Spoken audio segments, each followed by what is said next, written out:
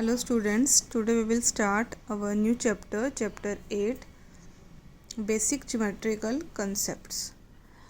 So firstly we will start from the definitions we will use in this chapter. You have already well known about the definitions, about the point, line, ray, line segment. Class third से ही start हो जाती है definitions हमारी, but still हम इनको एक बार discuss करेंगे. Firstly है point. A point has an exact location. It has no length, no breadth and no height. Point क्या होता है? ये एक एग्जैक्ट लोकेशन होती है किसी भी चीज़ को. जैसे हमें पॉइंट आउट करना हो कि जैसे पेंसिल है, ये कहाँ है, पॉइंट आउट करो, तो आप बता देना कि ये यहाँ है. दैट इज़ अ पॉइंट, कि जो किसी चीज़ की लोकेशन को बताता है. इसकी कोई लेंथ, कोई साइज़ नहीं होता है इसका. It is just a dot. Next है a line. It is a straight path which extends endlessly in both directions. कि ये लाइन क्या होती है? एक स्ट्रेट पाथ होता है, बिल्कुल सीधा रास्ता होता है जो हमारा एंडलेसली दोनों डायरेक्शन में चलता है. मीन्स हम इसको लेफ़्ट साइड भी एक्सटेंड कर सकते हैं और इसको हम राइट साइड भी एक्सटेंड कर सकते हैं. It has no end point. इसका कोई एंड पॉइंट नहीं होता. मतलब ना हमें इसका स्टार्टिंग पॉइंट पता होता है और ना ही हमें इसका एंडिंग पॉइंट पता होता है. लाइक अगर इसके हम एग्जांपल्स की बात करें, आप रोड को देखते हो, रोड कितना हमारा लंबा तक जाता है. एक तो छोटे रोड होते हैं जो जैसे जीटी रोड हो गए या रेलवे ट्रैक्स हो गए, कहाँ से स्टार्ट हो रहे हैं, कहाँ एंड हो रहे हैं. That is are the examples of line. Okay, then the ray. A रे हैज़ वन एंड पॉइंट. रे का क्या होता है? वन एंड पॉइंट होता है. मतलब हमें पता है ये स्टार्ट कहाँ से हो रही है.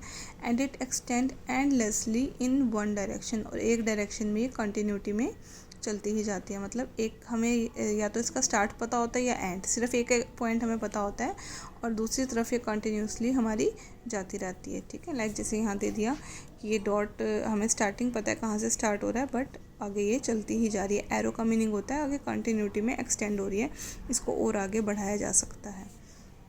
Line segment. A line segment is a portion of a line. Portion of a line.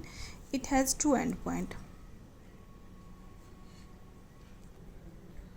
मतलब हमारा लाइन सेगमेंट क्या हो जाता है कि हमारा एक लाइन का ही ये एक पोर्शन है, एक हिस्सा है जिसके टू एंड पॉइंट्स होते हैं. मतलब हमें ये पता है स्टार्ट कहाँ से हो रही है और कहाँ पर ये एंड हो रही है. Clearly it has two end point. So these are the definitions we will use in this chapter. So we will start from the introduction of this chapter, starting from this question number 1. Identify the flowing as ray line segment. line ये हमें इसको identify करना है कि कौन सी shapes हमारी रे हैं, कौन सी लाइन है और कौन सी लाइन सेगमेंट्स हैं. सो आप इनको आइडेंटिफाई करके आप बुक में विद यूज़ द पेंसिल या पेंसिल का यूज़ करके आप इसको कर सकते हैं. ओके, नेक्स्ट वन है हमारा give to examples of line segments from your environment. आप अपने एनवायरनमेंट में से कोई भी लाइन सेगमेंट्स के आपको एग्जांपल्स बताने हैं, कुछ भी बता सकते हो आप. स्ट्रेट लाइन सेगमेंट होनी चाहिए जिसका हमें स्टार्टिंग पॉइंट भी पता हो, एंडिंग भी पता हो. जैसे मैंने एग्जांपल दे रखे हैं sides of a table. Table के साइड्स होते हैं, हमें पता है ना वो कितनी लेंथ के, एग्जैक्ट लेंथ जिसको हम मेज़र कर सकते हैं. That are the line segments. Sides of a blackboard, sides of a paper. Clear है? ऐसे आप और भी बहुत से एग्जांपल दे सकते हो आप. Sides of a door, window, fix length के होते हैं ये.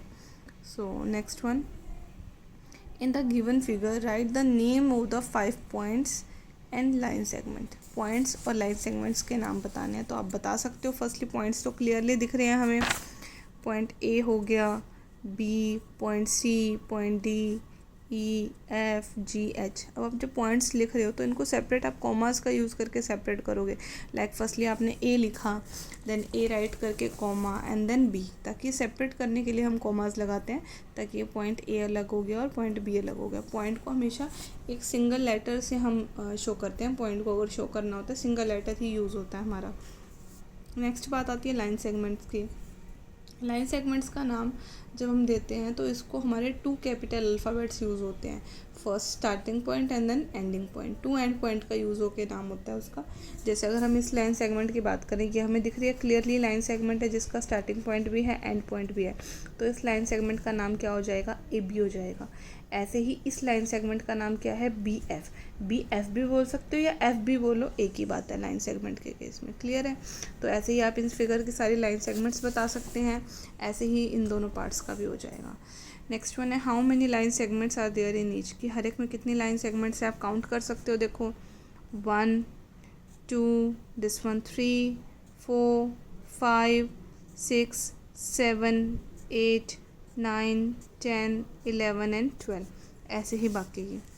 Name the lines in the given figure. देखो जैसे मैंने लाइन सेगमेंट का नेम रखना आपको बताया था कि कैसे करते हैं। 2 कैपिटल अल्फ़ाबेट यूज़ होते हैं, first starting point and next ending point.